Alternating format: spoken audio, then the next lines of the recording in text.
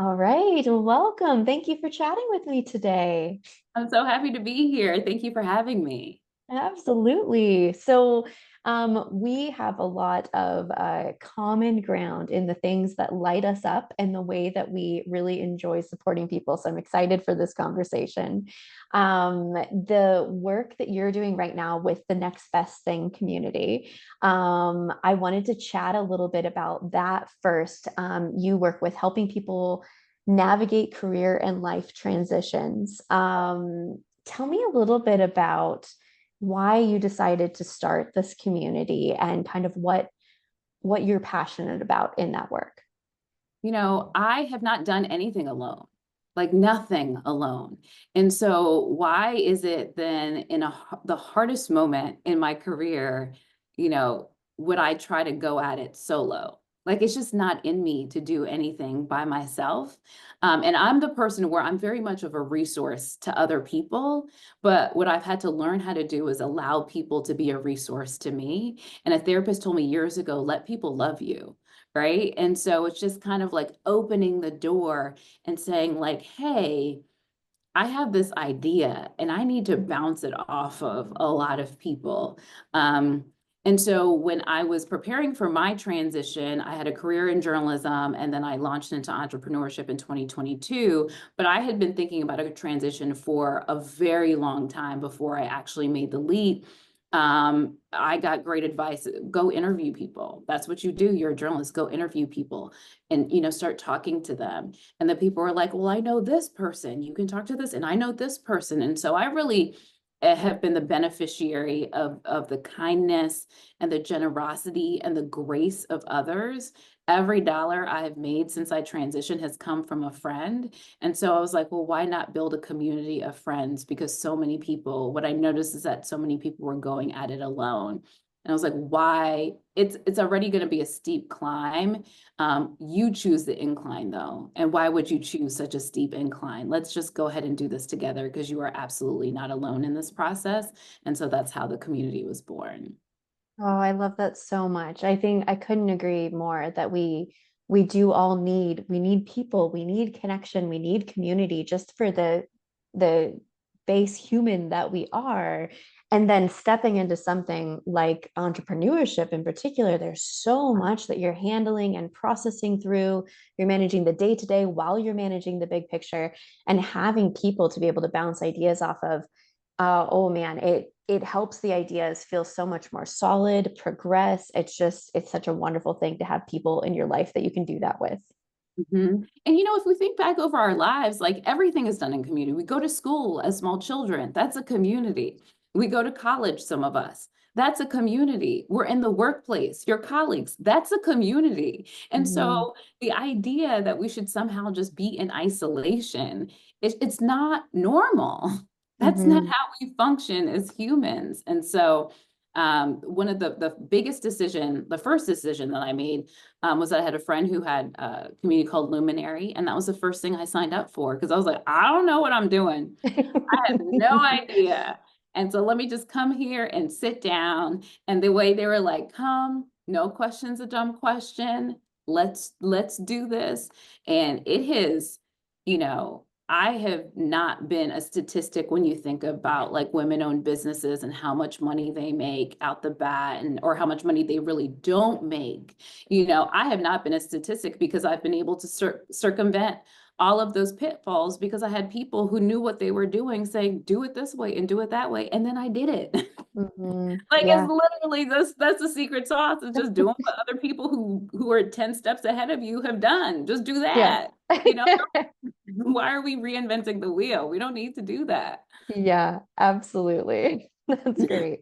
Yeah, and so I think the timing of this community is so relevant as well because I'm seeing so many people just kind of feeling like they need to adjust right now. There's lots going on in the world. People are going through transitions where they're wanting more community, they're wanting more support, but they're also re-examining what is the life that I'm building and how do I create something that feels intentional and holds space for everything that I need to hold space for. And I think there's a lot of people going through change right now. And it feels like a community like this is really just answering a need that I'm seeing all around. Yeah, absolutely. And so, what we do in the community is that we get an expert to come every single month to have hands-on workshops. So Jess, you are going to be an expert. We can't wait for you to come and chat with us. But we pick kind of themes every single month, and it's really about how, like, I'm an old elder millennial, right? And what we were told when we entered the workforce has not come to fruition. Just work hard, your hard work will speak for itself, put your head down, be loyal to your company, and then you will get a gold clock. We are not getting a gold clock. We are not getting the pensions. We are not, like, all of that, like the rug was pulled out from under us, and all the promises that, we were told, that does not, it is actually not coming to fruition. On top of that, if you put your head down and become the workhorse, guess how you're rewarded? With more work. You have to know how to strategically speak up. You need to, know how to ask for your worth. You know, yes, be loyal to a company, but you need to create options in your life. So my goal is for people to understand themselves as a CEO of themselves, right? Like, you have agency. You can navigate this space in the way that you desire. You don't even have to embody what culture says that you should want. What do you want? What do you value? So me, I, in the season, I was optimizing for spending more time with my family as my parents aged. I was on call all the time. I'd go into work at 2:30 in the morning, or be at work, late at night, or work weekends, miss holidays. In journalism, you're just always on. And while I was on television, everybody was cheering for me. I was like, at the end of my days, what I will actually care about was I able to just hang out with my parents? Mhm. Like, literally, like, what was I able to go to that thing that my friend had that they've been working so hard for? Could I show up for them? Could I support them in that way? Or do I always have to say, oh, well, I got to work today, or Mhm. oh, this, and that was my life of, it was work consumed everything, and whatever else I had, which was very little capacity, that's had to be divvied up with everything else. And the truth Mhm. of the matter was that everything else mattered more to me than the actual, how what work was. So I was just like, well, I need to flip this to make work fit my life and not make my life fit into work. I love that so much. I think work is so easy to get lost in. It becomes the highlight and everything that we need to throw ourselves into. And I think I talk a lot with my clients about it's okay to you want to be passionate about what you're doing. You want to enjoy what you're doing, but you're doing this so that it can support your life. And it's so easy for it to block out life and cloud all of that. So being able to stay grounded in that especially in entrepreneurship, you're creating your business. You might as well create it in a way that supports your life. But staying intentional and staying rooted in that, I think, takes other people. So bringing us back to that community, you need reminders constantly. I talk to people, like, literally for my living. I talk to people about creating a business that supports their life, and I still need that reminder myself to just reflect back and say, okay, are the decisions that I'm making actually building the right thing? Am I setting the right boundaries? Am I asking the right questions to make sure that I don't go too far into this? And people are just such a great resource to be able to pull us back and get that perspective. Yeah, and I work on it, because I think people often say, well, you just work less or go on more vacations. And I look at it more of, like, in terms of alignment. Like, when I wake up, it lights me up. Like, what I have to do for the day actually excites me, and I have flexibility. So I was home in Maryland for like a week and a half. I'm gonna go home next week, and then I'll be home 2 weeks after that. You know what I mean? Like, that would have never happened. That would have never happened before. Um, and so I still do work a lot, and I'm trying to, like, streamline my business in a way that is more sustainable long term, because Mhm. I'm still iffy about that. But I can travel. Like things that I've loved to do is like I thought I would travel in journalism and I didn't really. And so I get to travel with work now more than ever before. I love going to new places. Um, and so they're just the things that I kind of secretly said inside that I'm able to manifest. And I think entrepreneurship is powerful because you're building it like with your hands. You know what I Mhm. mean? Building this thing from scratch. And it gives you a power of saying, man, if I can do this, then really I can do anything. Yeah, absolutely. And then you're saying, well, what do I want to do? And actually getting to make that happen. Literally saying, I want to make this amount of money. All right, Mhm. so what are the inputs to make that happen? It literally is, it's a math equation of like, Mhm. okay, I want to make this amount of money. What do I need to do that? What do I need to shift and change? And often it's more of like, what do I need to start saying no to, where I need to like double down and focus on my core, like my zone of genius type of thing, Yeah. um, which I think is incredible.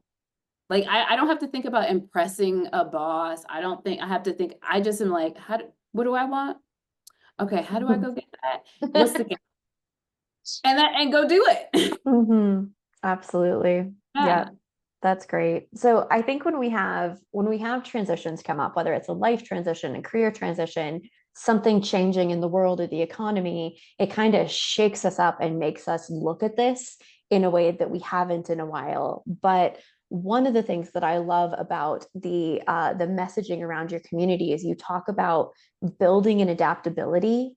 And I think that's so important because this isn't the only change we're going to go through. What we really to do is set ourselves up so that we can stay grounded in the life we want to create, so that we can go through change because change is going to be constant. Yeah, I think people sometimes like come to my platform saying, I need another job. And I say, I'm not here to get you another job. I'm here to teach you the habits to create options in your life. Because life changes and it's not just layoffs. You have a child, you have a partner, a parent passes away. Like your responsibilities are always changing in different seasons. And so, how wonderful would it be that you have done the work before you need it to start creating the options so you can adjust as these changes occur. So you can have the life that the season requires, right? And so if you're in a season where you need to, there are seasons where you need to double down with work, right? And you're building something, you're building an expertise, you're leveraging a job title that will then open the doors for other opportunities later. That's the work season. But then there are other times when you have a child, you need flexibility, right? And so instead of trying to be, put a what did they say, a square peg in a round hole, instead of trying to force an environment that was not created for that flexibility, instead of trying to force it to be what you need or to try to change your needs, what if you had options to go towards the thing that fits? Mhm. You Love know, it. it's just like we don't always have to swim. We can find our zone. We can find the flow. But if you're not doing the work, that's the thing. Is like I think people think, oh, because I want it, I could have it, or I manifest. I'm not here. I don't do the manifestation. You got to do the work. You got to do the strategic work. And it's a habit. You got to do it when you feel uncomfortable. You got to put yourself out there. You have to do it when you don't feel like it. Um, because it's cumulative. And that's the thing, is that people don't think about it until they're at this, you know, fork in the road. Because way before you get to the fork, say the fork is coming. Fork is on the GPS, it is coming. Yep. So if you're constantly do it, you don't have to worry about what comes because you can adapt and adjust accordingly. Hmm. Yes, I love that. And you can have the people to be able to offer that perspective and that feedback and be on that journey with you. Yes, 100%, 100%. That's great. Well, I love what you're doing. I'm going to share the link to the community and the messages here so that people can go join if they're interested. And thank you so much for having this conversation with me. Oh, thank you so much for chatting with me. And I love that you're a part of our squad. That's what we call it, our squad, Jess. You are a part of our squad. So everybody is welcome. Thank you so much for having me. Absolutely.